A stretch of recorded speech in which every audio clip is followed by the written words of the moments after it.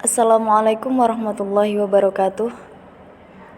Di sini saya akan menerangkan tentang teori dan ukuran kebenaran, mata kuliah Filsafat Ilmu, dengan dosen pembimbing Dr. Anita Dewi Utami MPD. Nama anggota kelompok: 1. Anang Zakaria Ospa, 2. Fikri Kurniawan, 3. Eza Putri Nandiah, 4. Ulum Nafiah, 5. Uma Umaniswati. Selanjutnya saya akan menerangkan arti kebenaran. Menurut Herodotus, kebenaran adalah kesetiaan putusan-putusan dan ide-ide kita pada fakta pengalaman atau pada alam sebagaimana apa adanya. Akan tetapi, sementara kita tidak senantiasa dapat membandingkan putusan kita itu dengan situasi aktual, maka ujilah putusan kita itu dengan putusan-putusan lain yang kita percaya sah dan benar. Setelah membicarakan pengertian kebenaran, maka kebenaran itu juga tidak terlepas dari 3 hal. Pertama, kebenaran berkaitan dengan kualitas pengetahuan. Maksudnya ialah bahwa setiap pengetahuan yang dimiliki oleh seseorang yang mengetahui suatu objek ditilik dari jenis pengetahuan yang dibangun.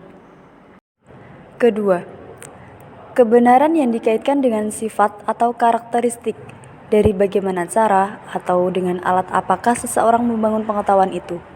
Apakah ia membangunnya dengan cara pengendaraan atau sense experience, rasio, intuisi, atau keyakinan. Ketiga, kebenaran pengetahuan yang dikaitkan atas.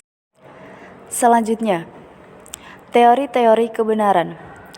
Teori atau ukuran kebenaran yang disebut Katsoff adalah: 1. Koherensi, 2. Paham korespondensi, 3. Paham empiris dan pragmatis. 1. Teori koherensi. Koherensi berarti hubungan yang terjadi karena adanya gagasan atau prinsip, relasi, aturan, konsep yang sama. Teori koherensi termasuk dalam kategori veritas de ration, yaitu kebenaran-kebenaran yang masuk akal dan juga melahirkan. 2. Teori korespondensi. Inti ajarannya tentang kebenaran adalah bahwa suatu pernyataan itu benar jika makna yang dikandungnya sungguh-sungguh merupakan halnya. Teori kebenaran ini termasuk dalam kategori 3. Teori pragmatisme.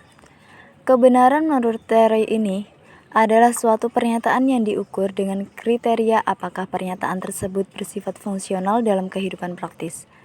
Kebenaran tidak. Ketiga teori tentang kebenaran atau koherensi, korespondensi, pragmatis, inilah yang nampaknya dianggap paling banyak berpengaruh dalam perkembangan filsafat dan ilmu pengetahuan pada umumnya. Kesimpulannya adalah kebenaran dalam studi ilmiah dapat dipandang beragam, yaitu: 1. Kebenaran yang berkaitan dengan kualitas pengetahuan. Kebenaran ini bersifat subjektif, relatif, absolut, intersubjektif, dan kebenaran yang bersifat dogmatif atau absolut. 2.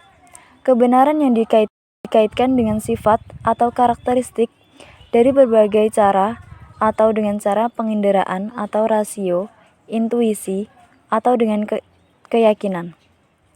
Kebenaran ini harus dibuktikan sesuai dengan syarat-syarat yang telah ditentukan.